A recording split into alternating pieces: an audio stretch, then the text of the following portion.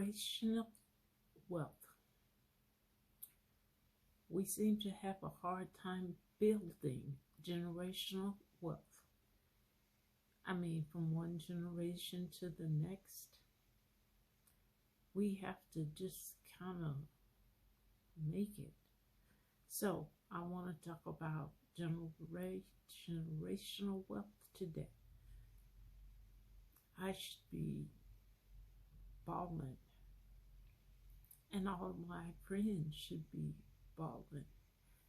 We all went to the same college. We all had the same kind of educated parents. And we went on to become educated. But and there is no generational wealth. And I should only speak for myself because some of my friends might be bubbling. And I just don't know it. So here's the deal. My grandfather, going back generations, came from Trinidad. I should be more awake. And it's a sad story because he rode a boat to America and he waved goodbye to his mother on that boat until he couldn't see her anymore. And that was the last time he saw her. That's really sad. Yes. Okay, but he came to America and it was 1915 and we're made like that. He came to America and he went to medical school. He didn't go to carpentry school or no shit like that. He went to medical school. So he was among the first black doctors in his country. All right, so he grew up. He went to Georgia, the South, which is where most black people were.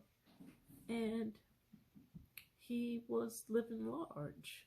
He had a fabulous house and he had a hospital next door because he built it, because he wanted the black people to have a place to go and not be rejected, because when they went to the hospital, everything was segregated. So they didn't have a hospital to go to. And he built one. And they had a few black doctors. And all right, so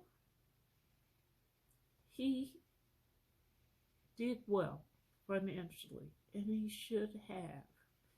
He had a daughter, my mother, and he took care of her as best he knew how. She went back, no, her daughter went back to Trinidad with him, and they had a visit. Okay, so my grandfather was a black doctor who came here and was educated at, I think it went to Howard Medical School. I don't want to tell them that. He became a doctor in 1915, I'm pretty sure. And he had a daughter who went to college, and like most black privileged children, she went to a historically black college because the others were really funky about taking us. Okay, so she went to Tuskegee. But my grandfather participated. He stood in line with her to register because he wanted to be sure that she took meaningful courses. Some people went to college and they majored in getting a husband or they majored in cooking or whatever. She was the only one in line whose daddy was with her. All right, so she went to college and she met my daddy there. She didn't major in it, but she handled it. And she met my daddy there. Now, generational wealth is typically something that is passed down to men. So much of my grandfather's wealth went back to Trinidad, to the men who were coming over here after him, because they needed help and he was going to help them. Now, he took very good care of my mother, his daughter, and her husband, my daddy. But, you know, when it comes to generational wealth, the men kind of take care of the men that they are genetically okay. So I think you get it. That means that my daddy was responsible for my generational wealth. And my daddy was the man, which is why I am a beast.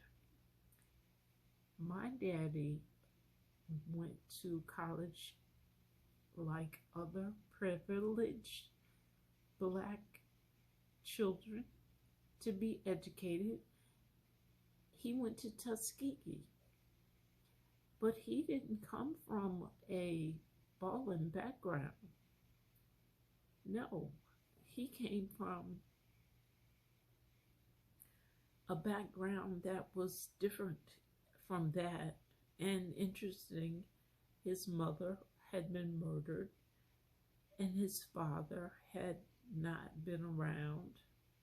So he was raised by his uncle and aunt, who were not educated. But for some reason, he, penniless as he was, got on a bus. I guess they had buses back then. And he went to Tuskegee. And that's where he got his degree. And he met my mother. And wow. So my daddy is the beginning of my line of generational wealth. Okay. So what did my daddy do? He went and became a Tuskegee Airman. Because, you know, we don't play. If you're going to do it, go ahead and do it well. So he became a Tuskegee Airman. The problem is he came back from the war time, and you would think, right, things were going to be better. If nothing else, he had served his country. So all that racism stuff would be gone. So he got back and he decided that he needed a job because he had 6 children at this point. I was the last. And to get a good job, he decided he would work for the post office. Right? So he took the exam to work for the post office and he got a perfect score. You know, because my daddy was smart. Anyway, he got a perfect score. And he sent in the application with a perfect score. And the people were so excited because he got a perfect score. They were like, what? And then they told him, please send a picture. So, you know, when he sent the picture, suddenly there was no job. So that's what he came back to. So my generational wealth might have stopped right there. But my daddy went on to um, get his master's degree, because now all you got to do is show them that, you know, you're different. Show them, I don't know, show them just you're smart. So he went back to school and got his master's, I think in business. And it didn't matter. So he went out and he raised 6 kids, and he had a wife, and he stayed with them.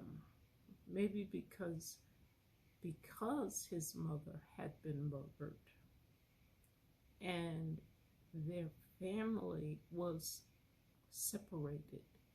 He was determined that his children would never be separated. Okay, so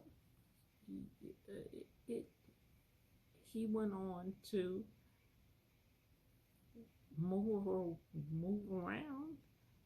He took his children. They did what they had to do. 2 of them went to medical school. Boys, because I don't know why. Because at that time, I think that boy thing was put off to the side, and girls could do whatever they wanted to. I remember telling my brother, who was in medical school, I knew what I wanted to be because I was going to be a nurse. I thought that was like a big deal. He said to me, wait, why be a nurse? Why not be a doctor? You learn the same stuff, but doctors make more money. So at that point, I was like, then forget being a nurse. I'm going to be a doctor. Okay, so generational wealth had a problem because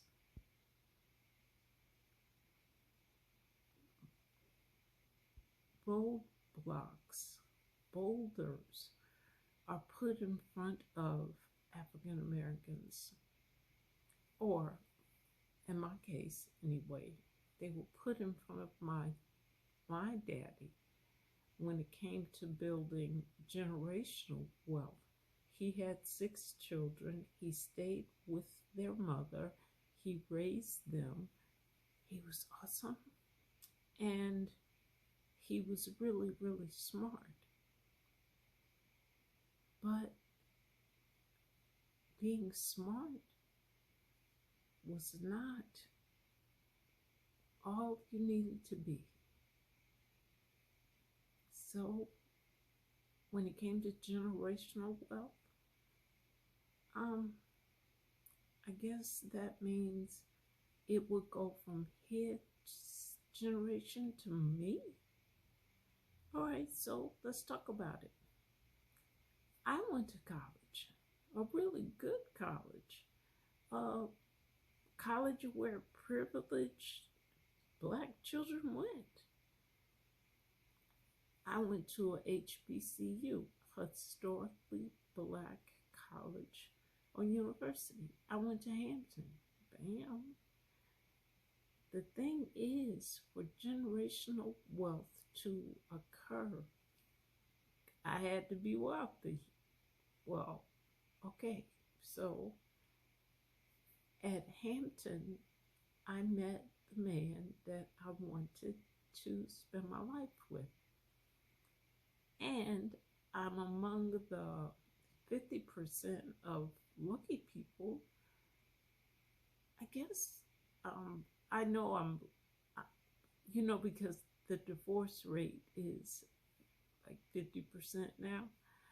And my husband and I are together. Now, let's talk about generational wealth. We are comfortable. because of a lot of things. He is smart. I wasn't gonna mess with no dumb. He got his degree in physics. So, okay, because I remember my daddy told me, you don't want a man who just has a money or flashy stuff. You want a man or a partner that has potential.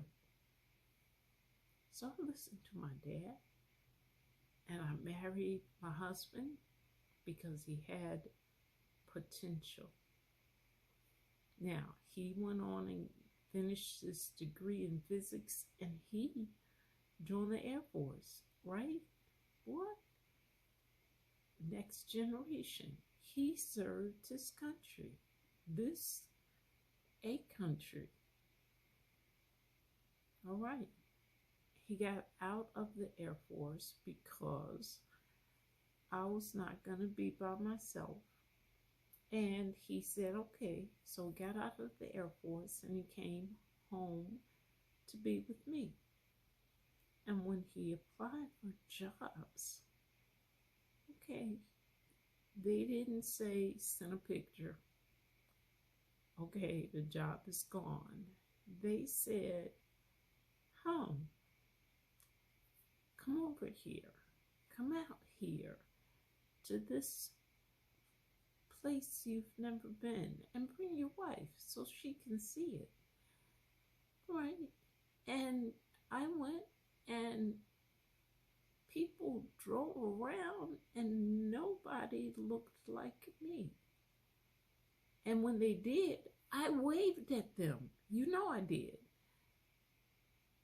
Because that's where the jobs were. All right, so we didn't take that job. I didn't want to be there. And he ended up taking a job that was just as good. He was happy. He moved. No, that wasn't that job. That was the next job. So we did what we had to do. And, we had a couple of kids. And the generational wealth was supposed to go to the next generation. And I remember our daughter, when I told her, there's no trust fund, you have got to go to school, you've got to take out loans, you've got to do exactly what we did. Because like with me, there was no trust fund. And I remember looking at my mom and dad's big house. It looked like the house on the TV show Dallas. Huge. And I was going to college. And what? There is no money? That big ass house, and there is no generational wealth? I didn't understand. I was only 18. I remember crying. I think, probably not. But I did not understand. So when my daughter was going to college, and she looked at our house, she wanted to know where was her trust fund. And it was interesting because I didn't explain this whole generational wealth and how they put boulders in front of you, and there is no generational wealth. So I don't know where I'm going with this. I'll come back later and finish it. Adios. I love you.